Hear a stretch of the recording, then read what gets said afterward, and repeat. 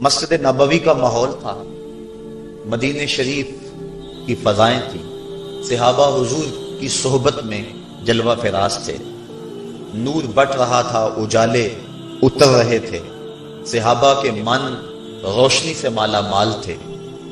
حضرت عمر فاروق رضی اللہ تعالی عنہ فرماتے ہیں کہ ایک شخص آیا جس کی گھنی سیاہ داڑھی تھی اور اس کا سفید لباس تھا، ہم میں سے اسے کوئی جانتا بھی نہیں تھا، لیکن اپنے وجود کی تر و تازگی کی وجہ سے وہ مسافر بھی دکھائی نہیں دیتا تھا، کیونکہ مسافر ہوتا تو آثار سفر اس کے بدن سے ظاہر ہوتے، لگتا تھا جس طرح یہی کسی گلی سے نکل کے آیا ہے، لیکن چونکہ وہ وہاں کا رہنے والا نہیں تھا، ہم میں سے اسے کوئی پہچانتا بھی نہیں تھا۔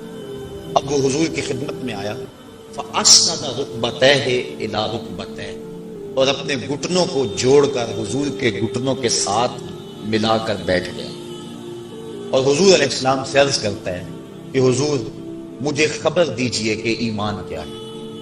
حضور نے ارشاد فرمایا ایمان یہ ہے کہ تو اللہ پر ایمان لائے، اس کے رسول پر ایمان لائے، پچھلی کتابوں پہ ایمان لائے، اچھی بری تقدیر پہ ایمان لائے، فرشتوں پہ ایمان لائے، بتایا حضور نے۔ تو اس نے کہا صدقتا، آپ نے سچ کہا۔ کہتے ہیں ہمیں بڑا تعجب ہوا کہ خود ہی سوال کرتا ہے اور خود ہی تائید کر دیتا ہے۔ پھر کہنے لگا اسلام کیا ہے؟ تو حضور علیہ السلام نے فرمایا اسلام یہ ہے کہ تو نماز پڑھے، روزہ رکھے، حج کرے، زکوٰۃ ادا کرے، اراکین اسلام اس کو بیان کیے۔ کہنے لگا آپ نے سچ کہا۔ کہتے ہمیں پھر تعجب ہوا کہ خود ہی ایک بات کہہ رہا ہے اور خود ہی پھر اس کی تصدیق کر رہا ہے۔ کہتے پھر وہ پوچھتا ہے مل احسان، حضور احسان کیا ہے؟ تو حضور علیہ السلام نے جواباً فرمایا ان تعبد ربک کأنک تراہ، احسان یہ ہے کہ تو اللہ کی عبادت اس طرح کرے کہ گویا تو اسے دیکھ رہا ہے، اور اگر یہ کیفیت تجھے نصیب نہیں ہوتی تو کم از کم یہ کیفیت نصیب ہو جائے کہ وہ تجھے دیکھ رہا۔ تو وہ کہنے لگا ہاں آپ نے سچ کہا۔ پھر اس کے بعد اس نے قیامت کی کچھ نشانیوں کے بارے میں سوال کیا، تو حضور علیہ السلام نے جواب مرحمت فرمایا۔ جب وہ شخص اٹھ کے چلا گیا تو حضور نے فرمایا عمر جانتے تھے یہ شخص کون ہے؟ کہا اللہ و رسولہ عالم، اللہ اس کا رسول خوب جانتا ہے۔ فرمایا ھذا جبریل، یہ جبریل امین تھا اور تمہیں تمہارا سکھانے کے لیے آیا تھا۔ جبریل نے جب امت کو دین سکھایا تو سب سے پہلے یہ بات سکھائی کہ حضور کی چوکھٹ میں بیٹھنے کا ادب کیا ہے۔ دونوں گھٹنے بچھا کر وہ اس طرح حضور کی چوکھٹ میں ادب کے ساتھ بیٹھا، اور اس کے بعد حضور سے اس نے سوالات کیے۔ تو فرمایا یہ جبریل امین تھے جو تمہیں تمہارا دین سکھانے کے لیے آئے تھے۔ تو جبریل امین نے جو دین سکھایا، جو چیزیں پوچھی وہ تین چیزیں تھیں، ایمان کیا ہے، اسلام کیا ہے اور احسان کیا ہے۔ تو حضور علیہ السلام نے جو طریقت بیان فرمائی وہ یہ تھی کہ اللہ کی عبادت تو اس طرح کرے کہ جس طرح تو اسے دیکھتا۔ اگر یہ کیفیت مل جائے تو سبحان اللہ، لیکن اگر یہ کیفیت نہیں ملی تو کم از کم یہ کیفیت تو ملے کہ وہ مجھے دیکھ رہا ہے، اور اگر یہ کیفیت بھی مل جائے کہ وہ مجھے دیکھ رہا ہے تو بتائیے کہ پھر انسان کی زندگی میں کتنا سرور آ جائے گا کہ جب وہ نماز کے لیے کھڑا ہو تو اس تصور میں ڈوب جائے کہ میرا مالک تو مجھے دیکھ رہا ہے، تو پھر نماز کا کتنا سرور آ جائے گا اس کو، اور جب وہ کوئی اور نیک عمل کر رہا ہو تو اس تصور میں ڈوب جائے کہ میرا مالک میرے اوپر نگاہ لطف فرما رہا ہے، تو پھر اس کی کیفیت کا عالم کیا ہوگا؟ تو پھر اس کے لیے گناہ کرنا مشکل ہی نہیں محال ہو جائے گا۔ اس احساس سے پانی نہیں پیتا کہ میرا اللہ مجھے دیکھ رہا ہے، تو کیا مجھے یہ بتاؤ کہ جب وہ دکان پہ بیٹھ کے ڈنڈی مارتا ہے کہ اللہ اس وقت نہیں دیکھتا؟ جب وہ کسی کی جیب کاٹتا ہے اللہ اس وقت نہیں دیکھتا؟ جب وہ رشوت لے رہا ہوتا ہے اللہ اس وقت نہیں دیکھتا؟ کہ اللہ تعالیٰ صرف رمضان میں دیکھتا ہے، غیر رمضان میں نہیں دیکھتا؟ تو یہ احساس کاش کہ اس کے ساتھ لگ جائے کہ میرا مالک مجھے دیکھ رہا ہے، تو پھر گناہ کرنا مشکل ہی نہیں ناممکن ہو جاتا ہے۔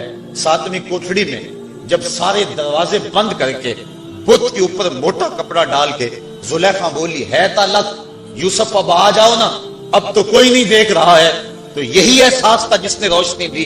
قال معاذ اللہ، کہا اللہ کی پناہ، تو اپنے معبود سے موٹی چادر ڈال کر چھپ گئی، لیکن میرا خدا تو ساتویں کوٹھڑی میں بھی دیکھ رہا ہے۔ پھر اتنی روشنی برسی، اتنے اجالے اترے کہ گناہ کیا، گناہ کا تصور بھی محال ہو گیا۔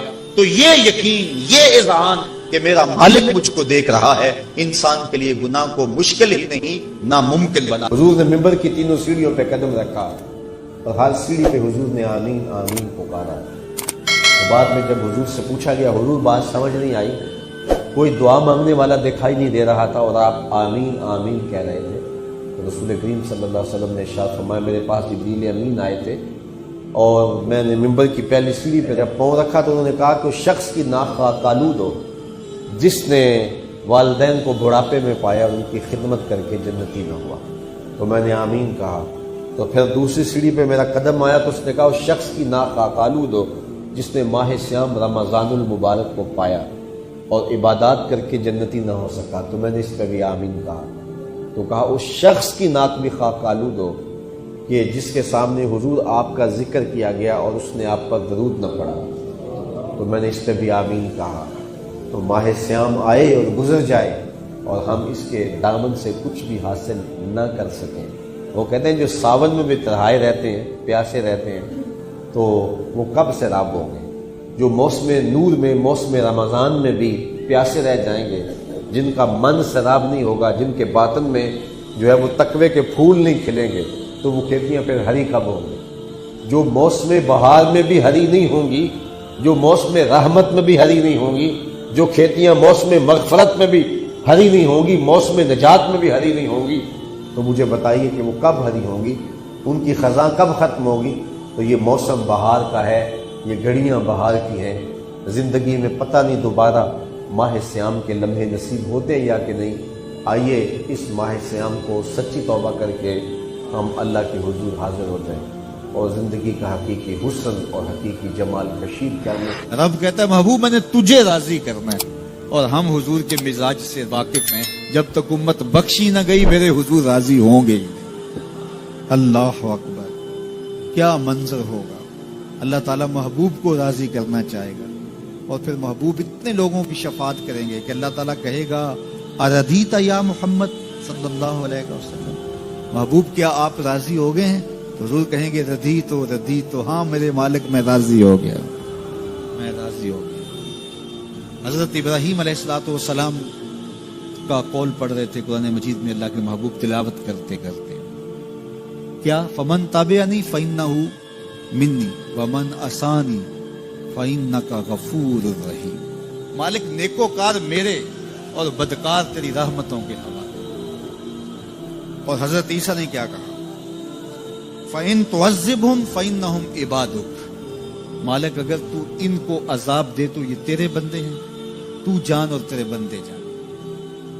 یہ دونوں آیات جب میرے حضور نے پڑھی نا تو میرے حضور رو پڑے اور حضور نے ہاتھ اٹھا دیے اور کیا کہا، اللہم امتی امتی، اے اللہ میری امت میری امت، فبکا، اور ساتھ ہی میرے حضور رو پڑے، چشمان اقدس سے آنسوؤں کی لڑی، اللہ اکبر، برابر حضور کے رخساروں کو چھوتی ہوئی، حضور کی گود میں جو ہے وہ آنسو گر رہے ہیں، حضور روئے جا رہے ہیں، اللہم امتی امتی فبکا، اے اللہ میری امت، اور ساتھ حضور رو پڑے۔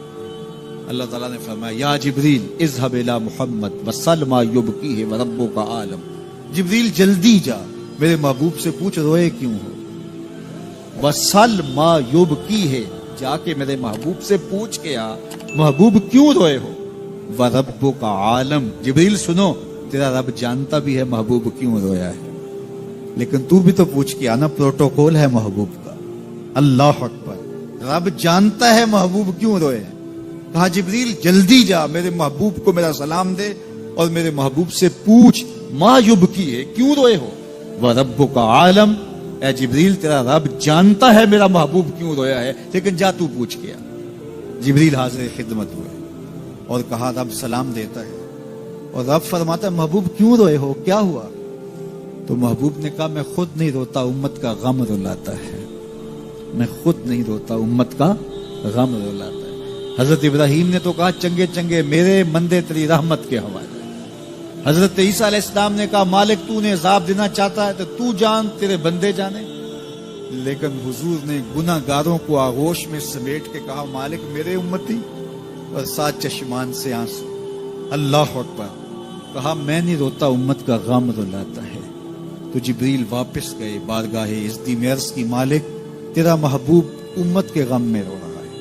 کہا جبریل پھر جاؤ اور میرے نبی کو میرا سلام دو اور کہو محبوب پریشان نہیں ہو، جیسا کہو گے ویسے ہی کر لیں گے. امت کے معاملے میں آپ کو رنجیدہ نہیں ہونے دیں گے. والا صوفا یوتی کا ربو کا فطر. دیکھیے لام جو تاکید کا آیا نا صوفا کے اوپر، اس میں بڑا حسن ہے. ضرور ضرور راضی کریں گے. والا صوفا یوتی کا، ان قریب محبوب آپ کا رب آپ کو اتنا دے گا. اللہ اکبر. والا صوفا یوتی کا ربو کا، آپ کا رب آپ کو، یہ آپ کا تکرار جو ہے اس میں بھی کیا حسن ہے. والا صوفا یوتی کا ربو کا فطر، آپ کا رب آپ کو اتنا نوازے گا کہ آپ راضی ہو جائیں گے. 3 مرتبہ آپ دیکھیے رنگ کیسا ہے. رب اپنے محبوب سے فرما رہا ہے والا صوفا یوتی کا ربو کا فطر. آپ کا رب آپ کو ایسا نوازے گا کہ آپ راضی ہو جائیں گے. اللہ اکبر. اور حضور کیا کہتے ہیں میں تو راضی نہیں ہوں گا جب تک میری امت کا ایک گناہگار نہ بخشا گیا. رب نے کہا محبوب ایسے بھی کر لیں گے. پھر منظر کیا ہوگا بریلی کے تاجدار سے سنیے. پیش حق مجدہ شفاعت کا سناتے جائیں گے. پیش حق مجدہ شفاعت کا سناتے جائیں گے. آپ روتے جائیں گے ہم کو ہنساتے جائیں گے. انسانی فطرت ہے کہ وہ بھاگتا ہے نفع کی طرف، اور دنیا کی زندگی اس کے لیے ایک میٹھا خواب ہے. حلم کہا گیا، میٹھا خواب. اور وہ بھول جاتا ہے کہ یہ سب کچھ ٹوٹ کے بکھر جانے والی چیزیں اور یہ سب کچھ یہاں رہ جانے والا ہے. دنیا اس کو میٹھی لگتی ہے، دل آویز لگتی ہے، اور اس دل آویزی میں اتنا کھو جاتا ہے کہ وہ اپنے مقصد زندگی سے منحرف ہو جاتا ہے. جو اس کا مقصود حیات تھا، جس کے لیے اس کی تخلیق ہوئی ہے، اس سے وہ پھر جاتا ہے. اللہ تعالیٰ نے تنبیہ کے انداز کے اندر حضرت انسان کی اس فطرت کو بیان بھی فرمایا اور اس کو جھنجھوڑ کر کے کہا کہ تیرا ان دنیا کی بھول بھلائیوں میں کھو جانا مقصد نہیں تھا. تیرا مقصد اپنے مالک کی رضا جوئی اور اس کے قرب کی تلاش تھی. تو فرمایا بل توسرون الحیات الدنیا. تمہارا ترجیحی انداز کیا ہے کہ تم دنیا کی جیتی زندگی کو ترجیح دیتے ہو. والآخرۃ خیر وابقی. حالانکہ آخرت بہتر بھی ہے اور آخرت دائمی بھی ہے. نہ ختم ہونے والی زندگی ہے آخرت، کبھی ختم نہیں ہوگی. یہ دنیا جتنی بھی ہو، ایک آدمی 100 سال بھی زندگی پائے تو پھر بھی تو موت ہی ہے. حضرت موسیٰ علیہ السلام کے پاس جب قبض روح کے لیے اسرائیل آئے تھے تو پوچھا کدھر آئے ہو؟ کہا قبض روح کے لیے آیا ہوں. تو انہوں نے تھپڑ لگا دیا. فلطم علی وجہ. تو واپس چلے گئے تو کہا مالک ایک ایسے شخص کے پاس بھیجا جو مرنا ہی نہیں چاہتا. تو کہا پھر جا میرے بندے کے پاس، اسے کہہ کہ ایک بیل کی پشت پہ ہاتھ رکھیے گا اور جتنے بال نیچے آئیں گے اتنی عمر بڑھا دے. حاضر خدمت ہوئے، پوچھا کہ پھر دوبارہ آگے ہو؟ کہا کہ بس آپ کے عمر کے اضافے کا سندیسہ لے کر آیا ہوں. کسی بیل پہ ہاتھ رکھیے گا، جتنے بال نیچے آئیں گے اتنی عمر بڑھا دی جائے گی. تو بولے پھر کیا ہوگا؟ کہا پھر موت. کہا اگر پھر بھی ہے تو ابھی دور کا اس کے 100 سال بھی جئیں گے تو پھر بھی موت ہے. موت ہے ہنگامہ آرا کلزم خاموش میں، ڈوب جاتے ہیں سفینے موج کیا ہوش میں. اگر کسی نے ہمیشہ رہنا ہوتا اس ظاہری زندگی میں تو انبیاء کو موت نہ آئی، لیکن یہ ضابطہ ان پر بھی پورا ہوا. شہنشاہ، کج کلا بادشاہ، بڑے بڑے حکامات، دانشور، صحت مند افراد بھی آغوش موت میں اتر گئے. میں اور آپ ہوتے کیا ہیں؟ ہم تو ایک ایسا جرثومہ جو خوردبین سے بھی پورا دکھائی نہیں دیتا، اس نے پوری دنیا کو ہلا کے رکھ دیا. انسان ذرا دیکھ تو ہے کیا. وما یعلم جنود ربک الا ھو. اللہ کے لشکروں کو تو جانتا ہی نہیں ہے کہ اس کے لشکر کیسے. وہ لنگڑے مچھر سے نمرود کے تکبر کو خاک میں ملانا جانتا ہے، وہ بابیلوں سے ہاتھی مروانا جانتا ہے، وہ کرونا وائرس سے پوری دنیا کا نظام معطل کرنا جانتا ہے. اس کے لیے کوئی مشکل نہیں ہے. والآخرۃ خیر وابقی. کہا آخرت بہتر بھی ہے، دائمی بھی ہے. زندگی تو گزر ہی جاتی ہے جیسے گزرے، اصل زندگی آخرت کی زندگی ہے. خندق کھودتے صحابہ پر پیار آیا تو یہی کہا اللہ زندگی وہی ہے جو آخرت کی زندگی ہے، میرے انصار کو بھی بخش دے، میرے مہاجروں کو بھی بخش دے۔ یہ زندگی اچھی بنا لیں، میں نہیں آپ کو روکتا، گھر بھی اچھا بنا لیں، گاڑی بھی آپ کے پاس اچھی ہونی چاہیے، اچھا کھائیں اچھا پہنے، بالکل نہیں روکتا، شریعت بھی منع نہیں کرتی، لیکن یہ چیزیں اگر آخرت کے سودے پر ہوں، آخرت کو برباد کر کے حاصل کی جائے تو یہ خسارے کا سودا ہے۔ اور اگر آخرت کا کچھ نہیں بگڑتا اور دنیا کی زندگی بھی سنورتی ہے تو یہ راستے ملتے ہیں، ہمارا دین ہمیں راستہ دیتا ہے۔ تو آئیے یہ جہاں بھی سوار لیجئے، وہ جہاں بھی سوار لیجئے، میں اور آپ ایک ایک سانس اللہ کے لیے، اس کے رسول کے لیے بسر کریں، ہم جیے تو اس کے لیے، ہم مرے تو اس کے لیے۔ اللہ ہم کو دنیا آخرت کی بلائیاں نصیب فرمائے۔ محبوب کو سجدہ کرنا یہ جائز نہیں ہے، اللہ کے علاوہ کسی کو جائز نہیں۔ اب جب جبریل آئے معراج کی رات اور حضور علیہ السلام کے قدموں میں بیٹھ کر حضور کے قدموں کو چومتے رہے، یا جبریلو قبل قدمے، اے جبریل میرے محبوب کے قدموں کو بار بار چوم۔ ہمارے نقیب محترم بھی اور ہمارے ثنا خان بھی میرے علم کے مطابق جو ہے وہ مکمل عالم بھی ہے، تو یہ قبل تفعیل ہے اور یہ کثرت ماخذ جاتا ہے، یعنی ایک بار نہیں بار بار، قبل قدمے ہے، اور قدمہ نہیں قدمے ہے تسنیہ ہے، یعنی اے جبریل میرے محبوب کے قدموں کو بار بار۔ اور جب جبریل کے قدم، جبریل کا سر حضور کے قدموں میں تھا تو شاعر کا ذوق ہے کہ شاعر کہے کہ جبریل سجدہ کر رہا ہے، لیکن اگر کہیں تو شریعت کا دغن لگاتی ہے، لیکن شاعرانہ ذوق مجبور کر رہا ہے۔ اب اعلیٰ حضرت کا انداز دیکھیں، یہ نہیں کہا کہ جبریل سجدہ کر رہے ہیں، لیکن اپنے شاعرانہ ذوق کی تسکین بھی کریں گے۔ فرماتے ہیں تاج روح القدس کے موتی جسے سجدہ کریں۔ اعلیٰ حضرت فرماتے ہیں کہ جو جبریل نے تاج پہنا ہوا تھا اور تاج پر موتیوں کی لڑیاں تھیں اور وہ لڑیاں سجدہ کر رہی ہیں، اب لڑیاں تو غیر مکلف ہیں، ان کا سجدہ منع تو نہیں ہے، تو جب لڑیاں جھکی ہیں تو امامہ بھی جھکا ہے، جب امامہ جھکا ہے تو سر بھی جھکا ہے، تو کہا تاج روح القدس کے موتی جسے سجدہ کریں، رکھتی ہیں کتنا وقار، اللہ اکبر ایڑیاں، تاج روح القدس کے موتی جسے سجدہ کریں، رکھتی ہیں کتنا وقار، اللہ اکبر ایڑیاں۔ اور پھر ایک دن اعلیٰ حضرت کا جی چاہا کہ میں حضور کی زلفوں کو گھٹا کروں۔ شاعر کہتا ہے نا محبوب کے چہرے کو وہ دن کہہ لیتا ہے اور زلفوں کو رات کہہ لیتا ہے۔ وہ حافظ شیرازی کہتا ہے بفروغ چہرہ زلفت رہے دل زند ہما شب چہ دلاورست دزدے کہ بشب چراغ دارت۔ وہ کہتا ہے کہ وہ کالی رات کے اندر چراغ جلا کے، کالی رات، زلفوں کی کالی رات کے اندر چہرے کا چراغ جلا کے دو لوگوں کے دل لوٹ رہا ہے۔ کتنا بہادر چور ہے کہ دن کو لوٹ رہا ہے، چہ دلاورست دزدے کہ بشب چراغ دارت، کتنا بہادر چور ہے کہ دن کو لوٹ رہا ہے۔ تو شاعر کا مزاج ہے کہ زلفوں کو رات کہے اور چہرے کو دن کہے، یہ ذوق اعلیٰ حضرت کو بھی آیا، لیکن پھر کہا میں کیوں کہوں رات، لیکن پھر ذوق تھا کہ شعراء تو کہتے آئے ہیں، پھر ذوق نے یاوری کی، کہا اچھو رات نہیں کہتا لیلۃ القدر کہہ لیتا ہوں۔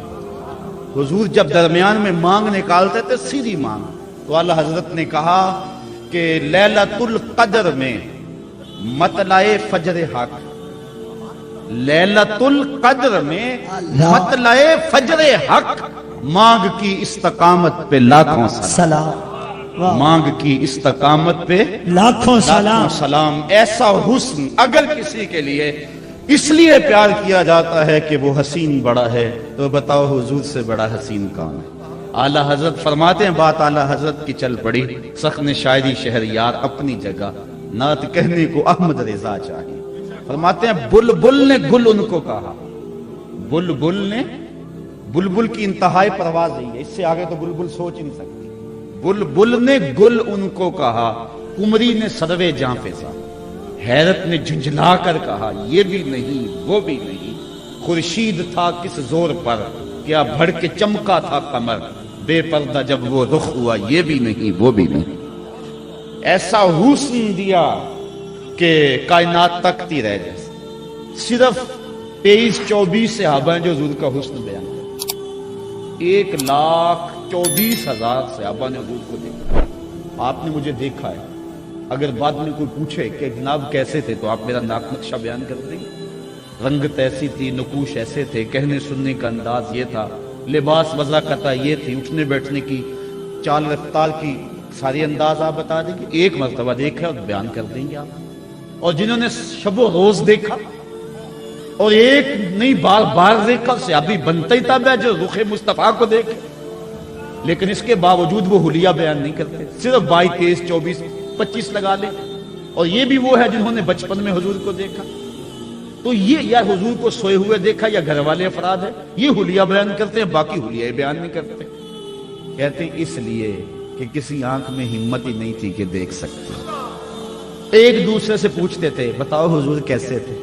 کہا تم نے نہیں دیکھا؟ کہا نہیں دیکھا، دیکھ کر بھی نہیں دیکھا۔ جس گھر میں کتا، تصویر اور جنبی یہ تین ہوں وہاں رحمت کا فرشتہ نہیں آتا۔ کتا ہو، کسی کو غسل کی حاجت ہو اور اس کے باوجود وہ غسل نہ کرے، جنبی، اور تیسرا جو ہے وہ تصویر، جہاں یہ ہوں میرے حضور نے فرمایا وہاں رحمت کا فرشتہ نہیں آتا۔ تو بعض گھروں کے اندر قد آدم کے برابر تصویریں لگی ہوئی ہوتی ہیں، تو ظاہر رحمت کا فرشتہ تو وہاں نہیں آئے گا۔ اور پھر یہ تصویر کسی تقدس مآب ہستی کی ہی کیوں نہ ہو تو پھر بھی اس سے گریز کرنے کا کہا گیا ہے۔ اور آج ہمارے گھروں کے اندر سکرین کے اوپر جو تصویریں چل رہی ہوتی ہیں اور جو مختلف چینلز کے اوپر چل رہا ہوتا ہے، تو پھر ہم کہتے ہیں کہ پتہ نہیں برکت کہاں اڑ گئی۔ میاں رحمت کے فرشتے تمہارے گھر میں کبھی آئے نہیں تو پھر برکت کہاں سے آئے؟